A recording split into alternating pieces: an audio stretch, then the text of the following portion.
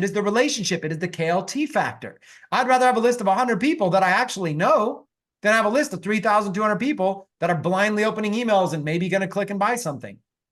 And that's what people don't realize. So if you're going to go the personal branding route, I highly encourage you to take an extra step of effort to build a relationship with the people that you have on your list. Now, let me ask you a couple of questions. And I'm not sorry if I'm eating up time for everybody, but hopefully you guys are learning from this feedback. Hopefully, maybe you guys get on here yourself. Ryan, outside of this, what do you do for a career? What do you do for money? Do you actually have a job or a business or anything outside of online marketing?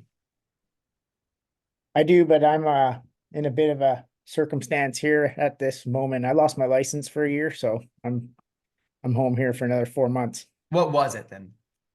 That's run a small construction business. Construction. Don't worry about the details. We could say very, very general here, right?